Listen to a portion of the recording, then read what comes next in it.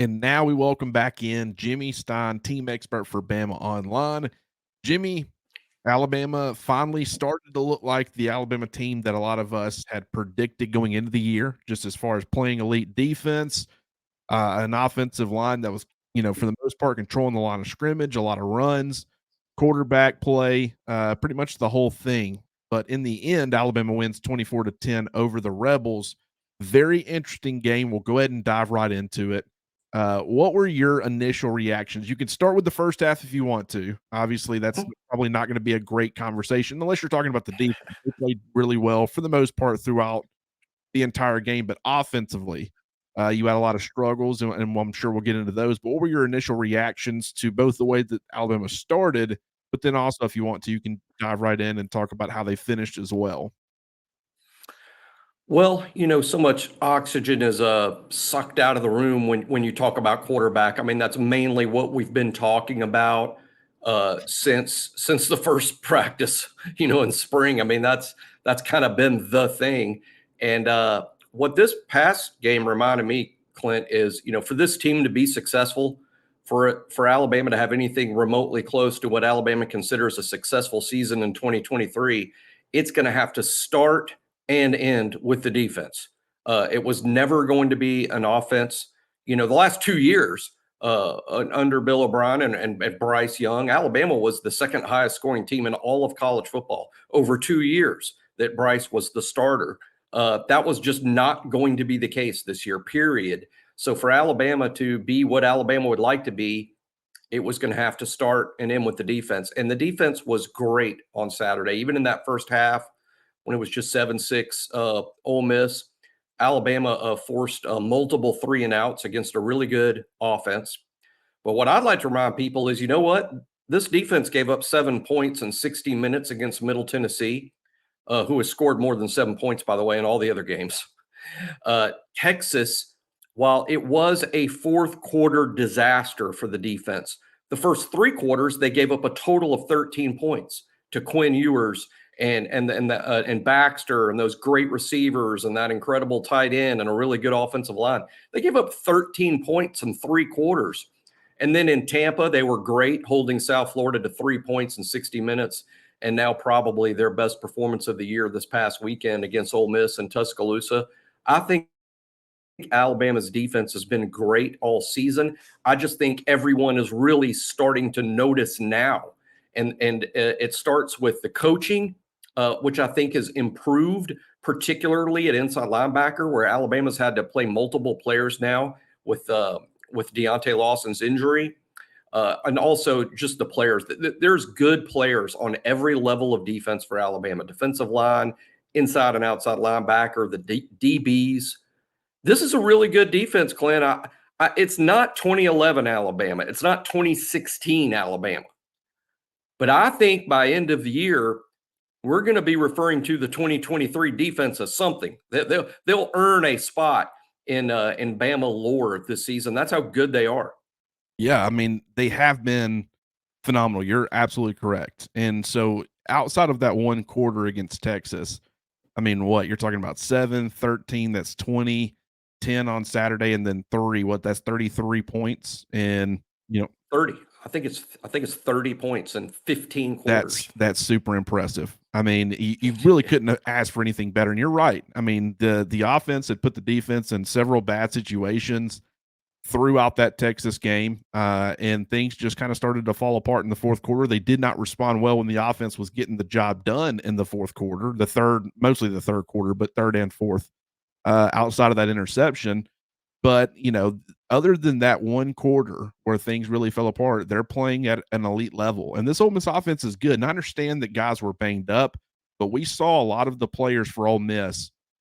In fact, we saw all of them. I think Trey Harris only played a handful of snaps, but some of the guys that had been banged up who we hadn't seen yet, Prize Corn, Zachary Franklin, both those two guys played in the game, played a healthy amount of snaps, were able to, I wouldn't say contribute in a major way, but this was, Quinshon and Judkins had been banged up, but he said this was the best that he's felt in quite some time, or at least in the last couple of weeks. I say quite some time. It wasn't that long ago that he got hurt, but My point is that this Ole Miss offense, while it was banged up, it was somewhat healthy relative to how much it had been dealing with as far as the injuries were concerned. And Alabama's defense, I mean, who would have thought with the way that Deontay Lawson had been playing throughout the entire year so far, that him going down when he did, Alabama would be able to maintain an elite level of play. I'm not saying that they got as good of production out of that spot as they would have with Deontay Lawson, but it's the fact that the unit, this is supposed to be the field general of the defense. He's playing great football. He's a great communicator. He's so vital to Alabama's success. He goes down and they kind of just keep on moving, and they still limit what is supposed to be a very, very good Ole Miss offense. It is a very, very good Ole Miss offense. Held them to 10 points. I mean, Jimmy, that's impressive. It really is. And we'll start with inside linebacker because Lawson had been the best player on the team, in my opinion, going back to minute number 1 of the season, all the way through his ankle sprain. I think Deontay Lawson had been the best player on this defense. You lose him, he's not only your best player, he's your signal caller. It would be devastating. But thank goodness, a guy that, hey, I'll just admit here while everyone is listening, the first moment I heard that Trezeman Marshall was going to be, portaling over to Alabama, my first thought was, why would they need him? I thought we liked our situation inside linebacker. I know I did. It didn't feel necessary. But isn't it funny how some things work out when Nick Saban, the Jedi Knight, is in charge of everything? Because now getting Trez Marshall is huge. Not just because Trez is a good player. He's good. He's not awesome, but he's good. But now you got somebody that could call the defense.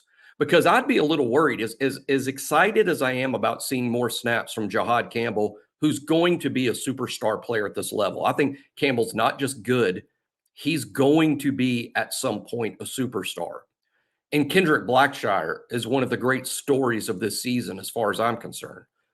But you still needed someone to step in and be the green dot guy, to our NFL fans that are listening to this, the green dot guy. That's the quarterback of the defense. That was Deontay. Now it's Trez. I'm not sure Jahad or Kendrick would be ready for their green dots, but I know Trez is. And now picking him up is just invaluable. He'll be able to be traffic cop for the front 7, get all the plays called, get everybody lined up. And then anything he does physically on top of that is gravy. But Jahad and Kendrick Blackshire both have played very good football. The outside linebackers, I just saw a stat before we got on the air, lead the entire SEC, first and second in quarterback pressures, their pressure rate. That's fantastic. The best 2 pass rushers in the league, and you got to worry about one on the left and one on the right. That is ideal. And then the defensive line, which has been, I've always said unfairly maligned. And now we can see this is a really good unit. Tim Smith is doing what so many Alabama defensive linemen over the past 5 or 6 years have done in his contract year. Let's call it that. In his contract year, he becomes a different player. All the experience added up. And now he's a great combination of age and experience and talent. It's finally all there. And like a lot of guys, he needs all of that in place before he can be really, really good. Tim Smith's been great. He's reminded me this season, he's reminding me of Barmore and Mathis and Byron Young, who late careers sort of really turned a corner and became a different player. But him, Kim Keenan getting good push from inside. We know a Boydby's pretty good. Alabama, we know Gene Motis is good. And then in the secondary, Clint, I'll let you talk about them because I know you said in your piece about the snap share on defense, about how much you like these DBs. They've been as big a part of the success as anything. Yeah, they really have. You're right. I mean, when you look at the exterior pass rush, especially the fact that, and what I think is crucial that I don't think we're talking about enough, is that you're getting this effective pass rush without having to go with a pass rush specific package. Like they're the last couple of weeks, they've been moving away from the cheetah package in obvious passing situations. And against USF, that was mostly because they didn't feel like they'd be able to do a lot of substituting because of their tempo. even though they kind of mixed it up, and sometimes they'd use tempo and sometimes they'd lay off a little bit, and they tried to mix it up to keep Alabama off balance.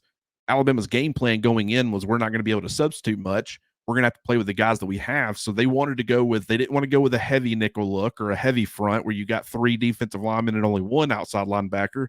Because if you're not able to substitute and it's third down and you want to be able to get some more juice as far as your pass rush, you can't, you don't have as much juice as you would have if you had Braswell and Turner out there together. But if you go with your cheetah package in obvious passing situations, if you're able to get them on the field, if they run the football, which teams have been notorious for doing, is 3rd and 8, a team runs the football, picks up 5 or 6 yards, and immediately goes tempo on 4th down with the intention the entire time of going for it on 4th down and keeping Alabama from being able to substitute. When you've got 2 outside linebackers and 2 defensive linemen in your nickel rabbits package, or your rabbits front, I guess is the way to put it. It's not always nickel, but typically, then you're able to, have more balance. I mean, are you more effective stopping the run when you've got 3 true big defensive linemen out there? Yes, but it's much better than, being in a situation where you can't substitute. And now it's a good balance of both, I guess is what I'm trying to say. And they've been really effective on that front. And the fact that you're getting a little bit of, Tim Smith had the, 1.5 sacks, and that's great. But you've also got Tim Keenan, who's not racking up sacks, but he's pretty disruptive. I mean, and so I think you got a nice little combination of interior guys who are providing a little bit of some juice, some complementary interior pass rush. They're not all-star pass rushers by any means. None of them are, but they're doing enough, whether it be collapsing the pocket, being disruptive, forcing the quarterback to bail from the pocket, running right into the arms of Dallas Turner or Chris Braswell. They're doing enough of that kind of stuff where it complements the exterior. And when you've got that on top of having a really good secondary, which Alabama certainly does, I mean, Jimmy, it's a winning combination. Yeah, and it's hard to even pick out, I mean, who stands out in that secondary because so many of them are, but a special nod to Malachi Moore, who, he was really good as a freshman, and then we know had some injury problems as a sophomore, sort of lost his spot to Brian Branch. And we can see Brian Branch in his work for the Detroit Lions as to why someone might lose their spot to him. He's an extraordinarily special player. But Malachi has been so disruptive. He's been solid. He's such a Swiss Army knife guy. I mean, in terms of what he brings to you, whether you're talking about that short zone coverage that he's really good at. He's pretty good in man, except if he's lined up, you wouldn't want him lined up with an outside receiver. But physical, playmaker, blitzes, sacks a quarterback, hits the quarterback. He's been fantastic. Terrion Arnold, I think, has joined Kool-Aid McKinstry as an elite corner. I mean, I think he's elite. And by that, I mean, I don't know if it'll be this draft or the next one, but his name's going to be called really early in it. I mean, he's also very versatile for a corner. I think it'll be interesting to see if Terrion plays nickel corner in the NFL or even safety, because I think he can play all those spots a little bit like a Minka. I mean, in terms of all the talent he brings, but he's so good at cornerback, maybe nobody wants to move him from there. But Terrion is definitely a better player this year than he was last year. That shouldn't surprise anybody. I know, Clint, you and I were really high on Terrion this summer. I think some fans maybe weren't high on him, as I've discovered over the years. The least popular player on the team, other than the quarterback, is often a cornerback because it's just very visible to a lot of fans when they give up a pass reception. Fans know, quote, who to blame for that, when it's a cornerback. So that's why corners often are over criticized, I think, on message boards and talk radio. But actually, I thought Terrion was really good a year ago for a freshman. Now he's really good, period, for anyone. But between those two at corner, Malachi at nickel corner, and Caleb Downs emerging each week as a bigger and bigger star in this league. Caleb Downs, assuming he stays healthy, Clint, is going to lead this Alabama team in tackles for the season, which is remarkable that an 18-year-old freshman can do that in a Nick Saban defense. But man, I'm telling you, I couldn't be more fired up about this defense. Again, I'm not saying it's 92. I'm not saying it's 2011. I'm not saying it's 2016. But there's tiers, right? And they're in that next tier, I think, which is a heck of a compliment. Again, I just like the personnel. Alabama recruits extremely well. And these kids have now developed into really good college football players at every level, all three levels of the defense. Yeah, they really have, and that's what's so interesting, because you kind of saw it coming. Yeah, I know it was wild. They lost a ton from last year in their secondary, especially. But you lose that many players in your secondary, and you lose arguably the best player in college football, or one of the best players, the best defensive player in Will Anderson. And you kind of just wonder, I mean, how can they be better? And the signs were there. I mean, the talent they were bringing in, and yeah, we definitely were high on Terry and Arnold. There was a lot that I was wrong about in this offseason. No doubt about it. And any of that stuff, fully willing to admit. Might even have an episode where we talk about all the stuff, all the swings and misses that I had, because there's a ton of them. This team was really hard to figure out. Trying to pick who We're talking about mine too. It's going to be a double we episode. had no idea who the quarterback was going to be. We had no idea, who was going to be, who had Jalen Hill leading the team in receiving yards, in a huge first SEC game of the year. Malik Benson kind of falling behind, Ja'Cory Brooks falling behind a little bit, still involved. Kendrick Law is a guy who I think Saturday was his first 2 targets and catches of the year, if I'm not mistaken. Could be wrong on that, but I know that he hadn't gotten a lot of work. A guy like Kobe Prentice, who stepped up at the beginning of the year and was a big part of the offense. And you're like, this guy's trending towards being, a really important piece. I think he played 11 snaps on Saturday, and really didn't get a whole lot of work. That's the bottom line. There's 7 guys right now in this rotation, Yeah. and it's hard to keep everybody involved. But one of the things that we did get right was Tyrion Arnold. And I thought the signs were there. And what I try to do is learn from the mistakes. And I made a lot of mistakes this offseason that I will learn from moving forward and try to apply. But one of the things that, I believed in Kool-Aid McKinstry's development going into last year. I thought this is a 5-star player. He got his feet wet. He had some rough moments in his first season, but those can be growing and learning moments. And I believed in his ability to continue to improve. And once you saw it, and now he's considered, a first round pick, potential top 10 pick. It's like Terry Arnold was making that transition. So even though he was a redshirt freshman last year, I viewed him more as a true freshman, a first year player, a first year starter. And you saw him have those same flashes that Kool-Aid did, roughly the same amount of starts, roughly the same amount of snaps. And so we had just seen that happen with Kool-Aid, and yet there were still people that couldn't imagine a scenario where Tyrion Arnold followed in his footsteps. And, from the looks of it, he has, and he still has some issues, pass interferences downfield. I thought he did a much better job, not being too grabby on Saturday and playing the football and making some plays. But yeah, I mean, Tyrion Arnold has been extremely impressive, and you're 100% right. Malachi Moore, outstanding. And so is Caleb Downs. Yep. Yeah, it's okay for fans to understand that.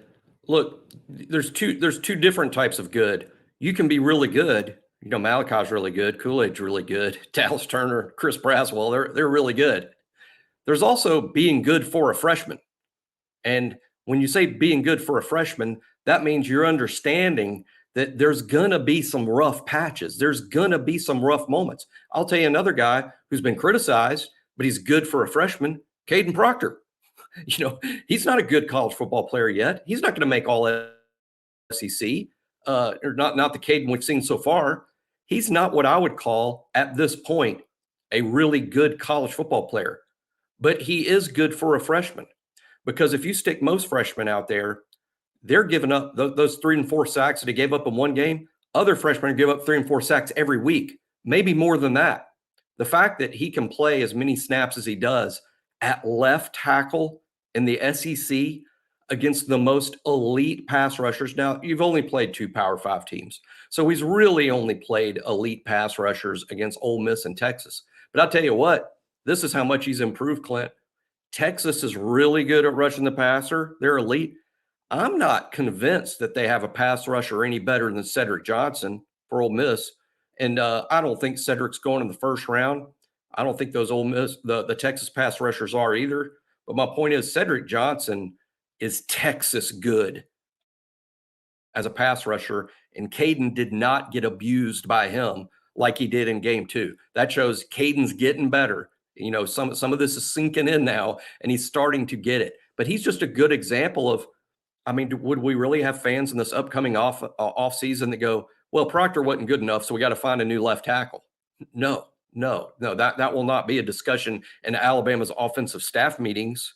They're going to be really comfortable with Proctor going forward. He's really good for a freshman, and I couldn't be more impressed with this freshman group, which is now growing in terms of Jalen Hale, James Smith on the defensive line. I'm still convinced that by the end of this year, Justice Haynes is going to be a part of this offense. I truly believe that. And then we'll see if some other freshmen can be impactful. But Alabama isn't lacking for good football players. They were just lacking in some spots for experienced football players, and now they're getting that every week. Yeah, I mean, and that is the freshman group. You've got two starters in Caden Proctor and Caleb Downs. You've got some other guys who are starting to step up. As you mentioned, Jalen Hale, James Smith, and I do think Justice Haynes. There's no way. I refuse to believe it that we're gonna, after everything we saw in the spring, what we heard from Nick Saban and the way he talked about Justice Haynes, at the very least, down the stretch, you need to be getting Justice Haynes more work. I was actually shocked, when Jam Miller went out of the game, which, by the way, phenomenal hit. It's unfortunate. It is targeting. I mean, you can't really dispute that based off of the rule. Should you change the rule? I don't know. I mean, it's to protect the player. He did have his head ducked. That is the type of hit, especially on a kickoff, where you can really hurt yourself and it permanently, affect your career. It didn't. Obviously, he was fine, and it's very unfortunate. But you love the physicality. You love the fact that he's embracing the special teams side of things. We've seen other players in the past that turned into big time players embrace that, role, and he certainly is doing that. But when he went out of the game, the fact that they didn't get Justice Haynes involved, I understand Jace McClellan was having a great game. And he still got Roy Dell, who was coming off of a great performance, especially, down the stretch in the fourth quarter against USF. But, the fact that those, few touches weren't going to Justice Haynes, I was surprised because I thought, it's an unfortunate thing that happened with Jam, but it's also an opportunity to see what Justice has got in some of these with some meaningful snaps. But I'm sure there's a plan in place. I don't think anybody should get discouraged. It's surprising. There's a lot, like I said, that is surprising about this Alabama roster and the way it's constructed and the personnel choices and stuff. But, compared to what we thought it was going to be, but at the same time, it's something that seems to be coming together. And, I thought it was interesting, the usage of Robbie Oots. This is a guy who, once again, you looked at the tight end room and it looked like Danny Lewis was trending towards having a major role in this Alabama offense. He was the starter on A-Day. He was out there for the first snap of the first game. He played according to PFF, he played one snap on Saturday on offense, and I hadn't really seen him in the previous two. And so he's not playing at all. And instead it's Robbie Oots. Amari Nablack has seen his snap share significantly decline the last couple of weeks. Dupree's, moving in the opposite direction. So these things are very fluid. And it's like with Kobe Prentice, like I said, Amari Nablack, there are so many players who start off having a much more significant role. And for one reason or another, it might not necessarily be anything that they're doing wrong. It might be what others are doing right. But for one reason or another, Jimmy, their roles are kind of affected. Yeah, and I think Danny Lewis is a great question. He looked up for the life of me all spring and fall like he was going to be a really significant player. But it's not like Alabama needs another tight end. I mean, they're not wearing out C.J. Dupree, Robbie Oust, or Amari Niblack. Oust is the one that's seen his snap share rise significantly from game one, and he's playing well. It's not perfect. It's never going to be perfect. Plays a difficult position. I think it's hard for these big-bodied guys to get players blocked in space, and that's what he's often asked to do. I think it's easier for big-bodied guys like a C.J. Dupree to get the defensive end blocked at the line of scrimmage.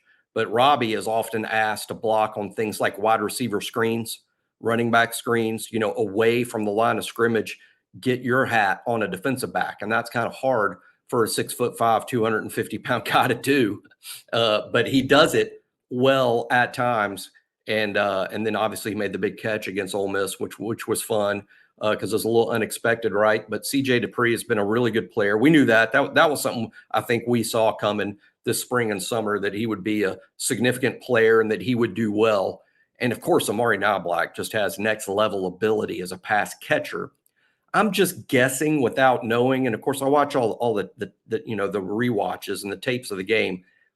I get the impression, Clint, that we're seeing a little bit more Oost and a little less Knobloch, because with the struggles of the offensive line in the early going, Alabama feels like we need really good blocking from that tight end group because we're not getting enough of it from the offensive line. So I'm guessing that's why we've seen a little more Oost and a little less Knobloch. Robbie, just at this stage in his career, is still just a better blocker than Amari. Yeah, that's 100% what I think it is too. I mean, in fact, I'm fairly certain that's what it is. I mean, the one thing that you had to get fixed, your entire offensive identity was based off of running the football effectively.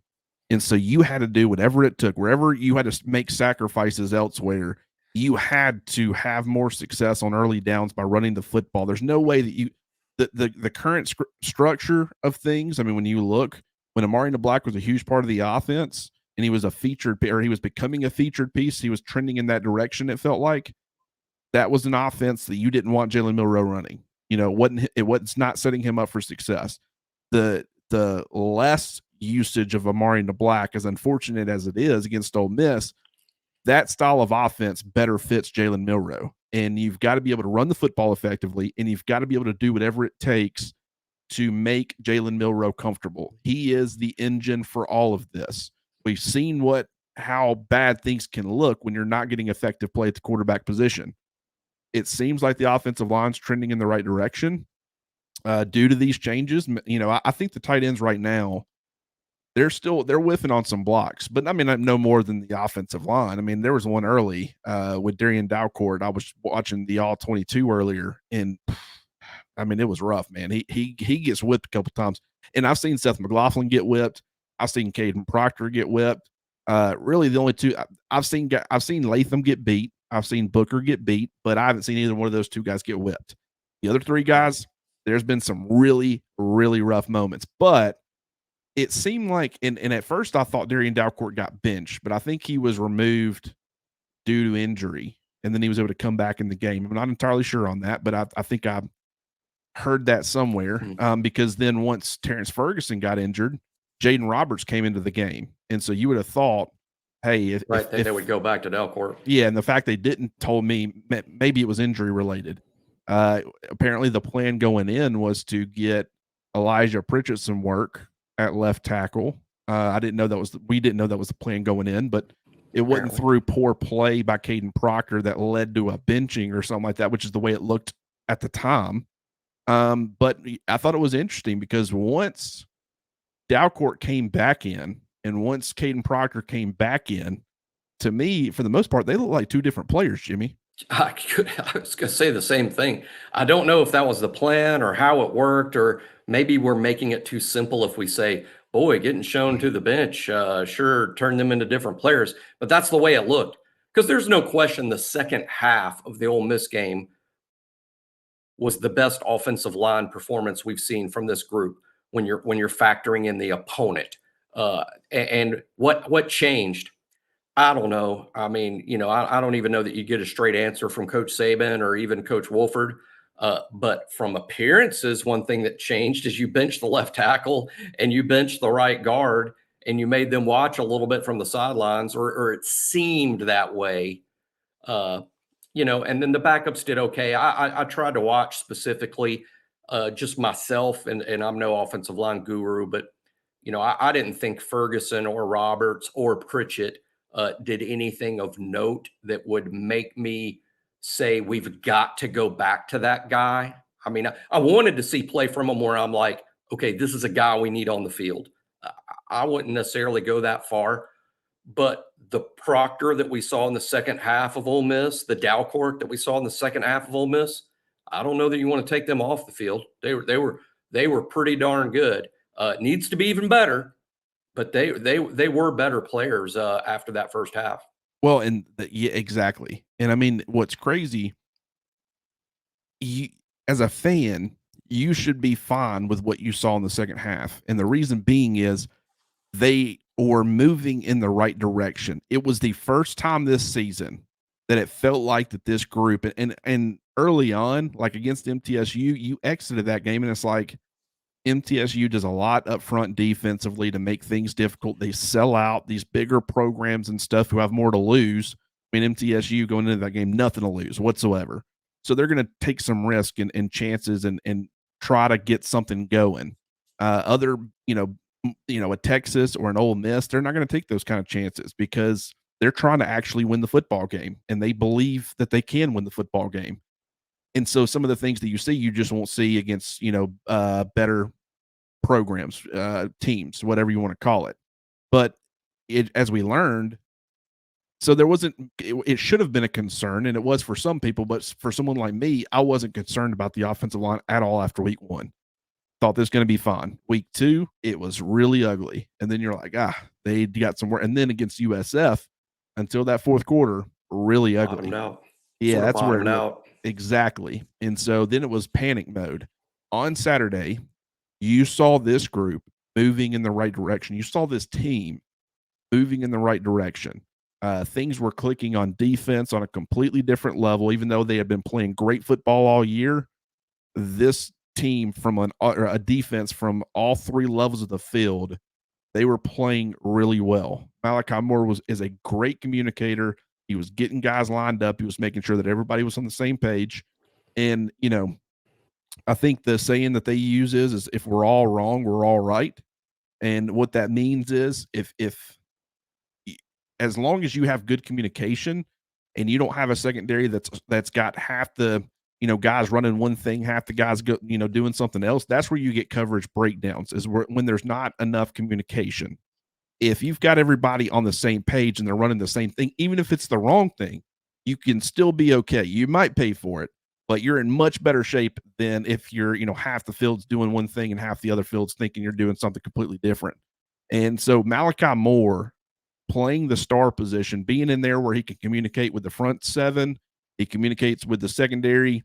I think Deontay Lawson going out was Malachi Moore's communication ability alleviated some of what should have been a much bigger problem. And with Campbell ended up playing the most snaps of any of the off-ball linebackers. He was kind of the every down guy once Deontay Lawson went down. And Jimmy, I think the reason for that was you knew you still had a very effective communicator in Malachi Moore.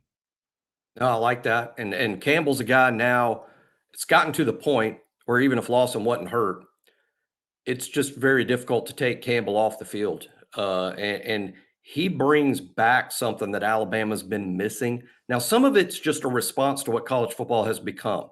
I don't know that Rolando McClain, for instance, would be as effective in 2023 as he was in 2009 because college football's changed so much. But it's changed so much, and Alabama changed with it.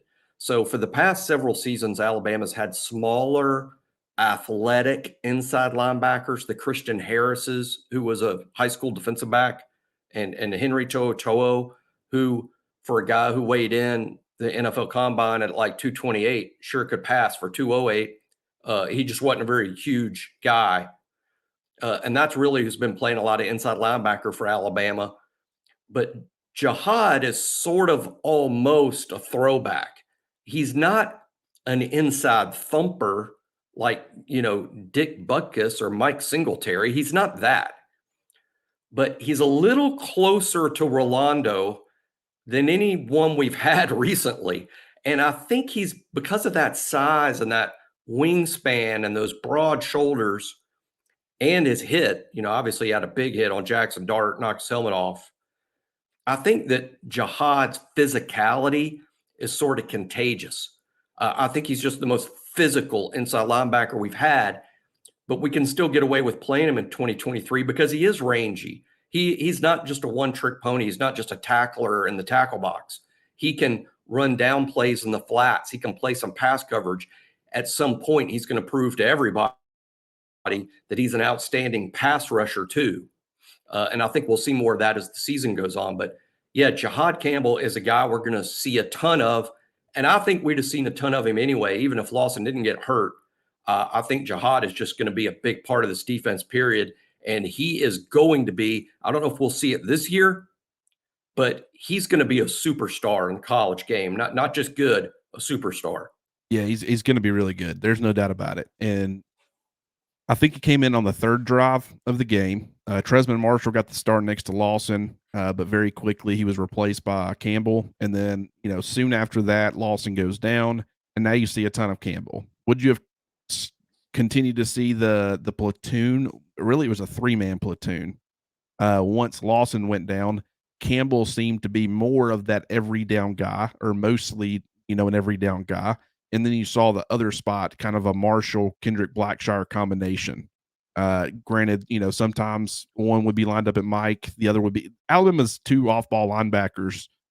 They're not, there's not a huge difference. The main difference is the Mike is just the one that's going to be the communicator, the defensive signal caller. And so, as far as where they line up and stuff, it really doesn't matter. But, it is really interesting how many options they have at that position, but also the fact that Campbell, I would have been curious to see how large of a snap share he would have gotten had Lawson not gotten hurt. Was this the game? Because you only saw like 8 or 9 snaps, I think, in his first game back from the knee scope in week 2. And then the next week you saw that jump up to, somewhere I think in the mid 20s. It was like a 30% snap share, 35%. And then he was up 75% share in this past game.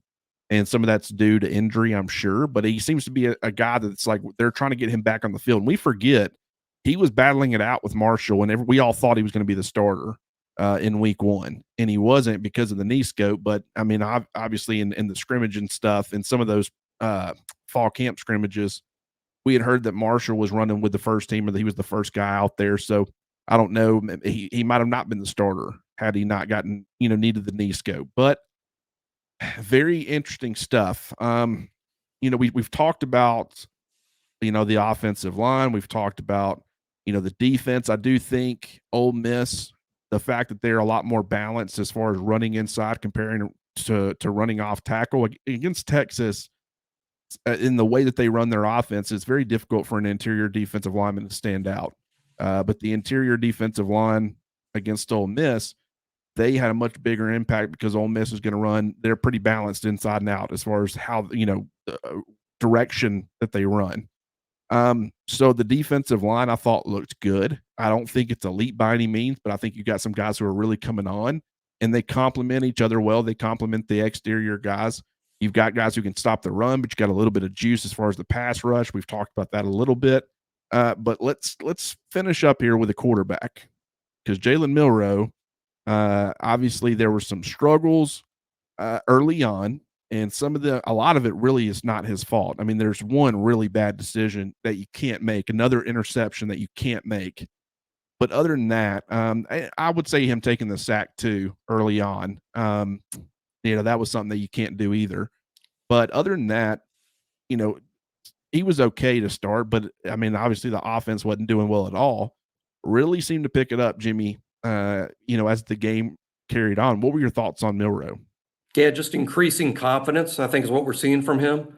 When you saw it increase throughout the game, I think we're going to see it increase week to week. I think for the first time this year, Alabama did a better job, not a perfect job, but a better job of building it with Milroe as the centerpiece, as opposed to just running an Alabama offense out there and hoping Jalen could do some of the things Bryce did a year ago. I think this was more a Milroe offense. Therefore, he felt more comfortable. And after he made a few plays, he felt more confident. I think it was his best game, even considering the competition. As a passer, there's still some work to be done. But what I saw, even looking at the first half, Clint, I saw a guy that in the pocket often looked at more than one read. Going through progressions. He sometimes hit a second receiver, even on the nice play to CJ Dupree. That was actually the third receiver that he looked at when he was back in the pocket, then had to leave the pocket, found Dupree as the third target he looked at. This is a guy that's he's getting it, right? I mean, he doesn't have a lot of experience. I put up a chart on the message board earlier this week about how much fewer pass attempts he has in his career than anyone in the SEC, and it's shocking. There's 3 or 4 guys in the SEC, Clint, that have over 1,000 career pass attempts. Jalen Milroe had like 120 going into Ole Miss. He was just by far the least experienced passing quarterback in this league. And the only one that was close to him was Carson Beck. And Carson Beck is a whole year older than Jalen Milroe. So I think, considering his lack of experience, he's coming along fine, and he's benefiting from the fact that Tommy Rees and the Alabama staff is now building an offense or putting something in place that fits Jalen Milroe. Yeah. This is what more so it was supposed to look like. And I'll give Tommy Rees credit. I know a lot of Alabama fans in the first half, especially, they were like, this play calling's terrible. What are you doing? Let's give the man credit, because there was a conscious effort to run things that we had been saying they needed to run to help Jalen Milroe out. You saw more design quarterback runs. You saw jet sweeps. Did it work? No, it did not. But there was an effort there. You saw some screen passes early. All these different things that can help your quarterback, help your offensive line. We were seeing it. The flow wasn't great, but it's like I was saying on Twitter. It's very difficult for an offensive coordinator to get into a flow and a rhythm that he needs to when there's not enough execution by the players. Like, some of it has to come down to player execution. The jet sweep, it didn't work. It looks like it's a bad play call. What are you doing? You're in the red area. Why are you making that call? That's not the time to run it. It's like, guys just make blocks. Like, I mean, there's a reason they're doing it. They're trying to throw some variety, trying to loosen up the defense, get them running sideline to sideline, make it to where they don't have to key as much on Jalen Milroe. Sometimes plays are run not necessarily to be successful. It's to set something up. If you get them running sideline to sideline, it really opens things up, or it can open things up for Milroe to run, a quarterback draw or whatever it ends up being. That's the design. Sometimes it's to wear out defenses. Hey, let's snap the football. Let's throw it to the sideline. Let's snap the football. Let's throw it to the other one. Let's get this big, heavy defense running sideline to sideline, snap after snap. And then by the time that the second half rolls around, they're wore out. Now you're running it right down their throats. And we've seen Alabama do that kind of thing in the past. And I've seen people like Gary Danielson call out Alabama for, why are they not having Mac Jones throw the football beyond, 10 yards and stuff? And it's like, they did that against Auburn. That was something. It snapped the football, throw it to the sidelines, get Marlon Davidson, Derek Brown, all those big, heavy guys that are really good at stopping the run, have them run a ton early. But when you do that, it's not supposed to be, you want to have success, but that's not the point necessarily. So with Tommy Rees, I thought he did a good job early of throwing some variety in there. You can criticize, which I agree with. There's no scenario where you're on the 1 yard line and you're not going under center. When I saw that, I'm like, I guess he's not able, like Jalen Milroe can't go under center. And then they adjusted and he started going under center after that. And it's like, bro, you could, okay, that just proves that he can. Well, why weren't you doing it before? And Nick Saban, obviously, he said in Monday's press conference, he wasn't happy with that decision. He's just like all of us. He didn't see a point in going shotgun. But I will say, while that was a mistake, if the player just does his job and snaps the football to the place he's supposed to snap the football, they might have not had success on that play, and then we still might have been questioning it, but it's not catastrophic. It's at a certain point, it's guys not executing things that they need to be executing. But I mean, and even Lane Kiffin, who everybody loves. I mean, it's like Steve Sarkisian offensive mind. Next, as far as Alabama fans, is Lane Kiffin. In the second half, he didn't have a good flow at all. And there were a lot of Ole Miss fans saying, man, this play calling's terrible. Same thing Alabama fans were. And it's because players weren't able to execute. A lot of that was due to Alabama defensively and just being really, really good. But he couldn't get in any sort of rhythm. It was very tough to set anything up. And so it makes him look like a much worse play caller than he actually is. And so while I don't think Tommy Rees was perfect on Saturday, yet again, he's another guy who I feel like is at least moving in the right direction. Oh, absolutely. And, in his defense, going into the fall in particular, we didn't know that Jalen Milroe would be the quarterback. No one did. He may have been the favorite to be the quarterback. It may have looked like Milroe would be the quarterback, but we didn't know until the South Florida game had come and gone that Jalen was going to be the quarterback. And let's be honest, he does have a unique set of assets, and he's also got some liabilities that I think are mostly due to his inexperience that he's going to grow out of. But it is a set of liabilities and it is a set of assets that takes almost a unique type offense to really fit him. I think this was week one of it. And I think if Tommy Rees is an innovative, smart guy, and I know that he is, it's going to be a little bit like a project, a little bit like a car maybe you're putting together in your garage. And this was week one. I think each week you add to it. I think each week it gets a little bit better fit.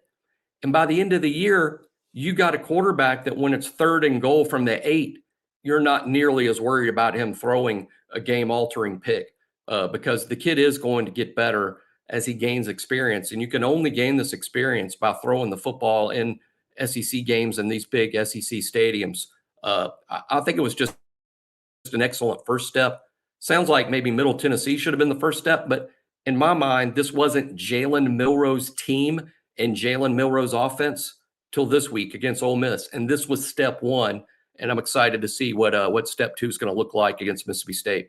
Yeah, I'm right there with you. I mean, and that's kind of where I'm at with it as well. It's you're trying to figure out what works, what doesn't work, and I feel like that before the first several weeks, it was we have something that we want our offense to look like. Let's make that happen. And it's like you got nobody, you don't have a team that can operate that offense. People were kind of criticizing the second drive of the game. Like the first drive, very good job of doing some things, design quarterback runs, and then the second drive, it's like, wait a minute, why is he now having Jalen Milroe become a drop back passer again? And I will say, I think that's going to come with comfort. Well, I will tell you a big difference: 0 success on first down of the second drive, and then it was 2nd and 10. I don't know. I don't remember if it was an incomplete pass. They did something relatively creative, if I'm not mistaken. It failed. It was either a loss or it was it was 2nd and 10, 2nd and 11, 2nd and 12, something like that. And so from that point forward, I think Tommy Rees still trying to get into a different mindset than he's ever been before. He's got a quarterback much different than he's ever had. Even Tyler Buckner, who can run the football and be a volume runner, and Ian Book, who had some mobility, and some of these other guys that he's seen. He's never had a Jalen Milroe. So he doesn't have success on first down, and he immediately thinks, okay, we got to throw the football a couple times to try to, get a first. That's the solution. It's a very expected solution. You want to have more variety. You've got more options at your disposal because you have a quarterback that can be just super dynamic with his legs. And so, that's something that I think will come with time. But it is something that, Tommy Rees is adjusting to all this just like all these players are. And I at least saw him moving in the right direction. So, Jimmy, before we hop out of here, do you have anything else that you want to add from Alabama's 24-10 win over Ole Miss on Saturday? Just throw in the standard weekly, wow, so happy we have Will Reichard and James Burnip on this team. And that, hey, look, Alabama used to be, 5 touchdowns better than most everybody they played. I mean, there's been a time when Alabama was that good. I think we all know this isn't one of those teams. It's a team that's going to have to just kind of find a way to get it done week to week. And it's because Alabama is a team like that it's particularly valuable to have a great kicker and a great punter. I don't know if anybody in the country's got a better duo than what Alabama's got, and they once again came up big Saturday. Yeah, they definitely did. And I feel like Alabama would be like top 10 in the country if they just were given the scores that they scored. 5 touchdowns called back by penalty is absurd. It's unfortunate. It's unlucky. I don't expect that to continue. I really don't. That's just it. It's kind of fluky in a way. I'm not saying that it won't happen again for the rest of the year, but 5 in the first 4 games. I mean, that's that's pretty absurd. And so I expect that to even out a little bit and for that not to be as big of a problem as it has been. Give Jalen Hill a lot of credit. He was a guy who was clearly trending in the right direction. In the MTSU season opener game, he was put out there, and as soon as he goes out there, it seemed like Alabama made an effort to get him the football, and it didn't work out. It's not like he had a bunch of catches, but the targets were there. They were trying to see what they had in him, get him some legitimate work.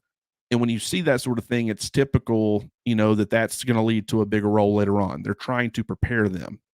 And then against USF, you saw him early in the game. And so you're like, okay, obviously this is a guy who is trending in the right direction. And part of you wondered if it was because Kendrick Law was out due to an illness, but at the same time, you had a bunch of different options that you could have turned to for the third or fourth drive of the game, and they were putting Jalen Hill out there. So you feel pretty good about, okay, they want to get him more involved. He's trending in the right direction. And then in week 4, now he's leading the team in receiving yards. He has a couple of targets. He has a touchdown, 2 explosive plays. And so he's going to be an important part of the offense. His skill set, his vertical speed, while there are a lot of other guys who fit the mold as well, but it fits with what Jalen Milroe does well right now, which is, targeting the deep ball. And so I did notice also early on when he got into the game, a couple of, quick passes were thrown to his side with the expectation of him blocking. And that tells me, it feels like Alabama maybe trusts his blocking ability too. So we'll see. There's nothing that stood out on that front so far in my mind that I've watched on tape, but I did find that, noteworthy as well. But it was a good game, certainly moving in the right direction, and we'll see how it turns out. But Jimmy, I appreciate you taking an hour here and hopping on with me. This has been fun, and we'll have to do this again next week. Oh, looking forward to it. Deep into the SEC season now, a critical 2-game road trip. Yeah, it's going to be really interesting. Mississippi State up next, and then going to College Station for Texas A&M should be fun. I'm looking forward to it. We're going to start doing these. We're going to put these on a schedule. Expect them sometime around lunch on Mondays moving forward. But Jimmy, as always, I appreciate you hopping on here with me. I appreciate everybody who listens in. If you haven't already, go subscribe to the YouTube channel, BamaOnLine YouTube channel, and we will talk to you guys soon.